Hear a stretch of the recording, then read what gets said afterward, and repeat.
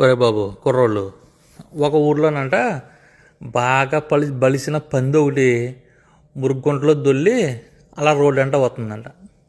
వస్తుంటే అటుగా ఒక పెద్ద ఏనుగు వస్తుందంట. ఆ ఏనుగు ఈ పందిని చూసి, ఎందుకు ఈ పంది ఏమో మురికిలో దొల్లి వస్తుంది, ఈ మురికి అంతా మళ్ళీ మన మీద పడుతుంది, మళ్ళీ మనం వెళ్ళి తాళం తీసుకురావాలి, ఎందుకు వచ్చింది తలకైపోయి అని చెప్పి ఈ పందిని చూసి అలా పక్కకు తప్పుకుందంట. తప్పుకుందే అసలు పంది చూసింది, వెళ్ళిపోయంట. ఇంకా మిగతా పందులు ఉంటాయి కదా, ఆ పందులతో చెప్పిందంట, నేను రోడ్డు అంట అలాగా గంభీరంగా నడిచి వస్తుంటే నన్ను చూసి పెద్ద ఏనుగు జడిసిపోయి ఇంకా పక్క వెళ్ళిపోయింది అందంట.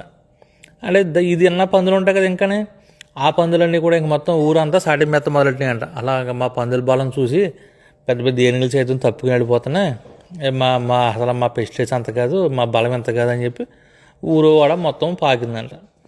పాకితే అప్పుడు ఏదో ఇంకొక జంతువు ఏదో చూసి వెళ్ళి ఈయనని అడిగిందంట, ఇంత అలా ఉందా, నీవేంత అలా అలర చేతనారాల్లో ఆ రోజునే తొండంతో ఒక తొక్కేసి అదేటో గిట్ల చేత వదిలిపోయిన పంది నువ్వు అందంట. అప్పుడు ఏనుగు అందంట, ఎందుకు ఆ రోజునే ఒక తొక్కితేనే సరిపోద్ది, కానీ ఆ మట్టి మళ్ళీ వెళ్ళి కడుక్కొని రావాలి, అంతా పోసి అనవసరంగా బలిసిన పందిని చంపింది ఏనుగని చెప్పి నాకు మళ్ళీ అదో బ్యాడ్ నేమ్ నాకు ఎందుకు వచ్చిందంట. అలుపులే వాగుతుంది కదా, అలుపులే చెప్పుకొని నాకేం ఇబ్బంది లేదు, నా పాయింట్ ఏంటో నాకు ఉంది, నేను వదిలేయటానికి కారణం ఏంటో నాకు తెలుసు, ఆ పందులు ఏమనుకున్నా మీరు నేను పట్టించుకోలే అందంట. అలాగా మనుషులు కూడా చాలామంది ఉంటారన్నమాట, మనలోనే కొంతమంది పందిలా ఫీల్ అవుతుంటారన్నమాట.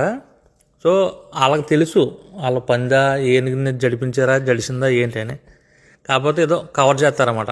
అలా కవర్ చేసే బతుకుతూ ఉంటారు. అలాంటి వాళ్ళు మనం పట్టించుకోకూడదు, అలాంటి మాటలు పట్టించుకోకూడదు.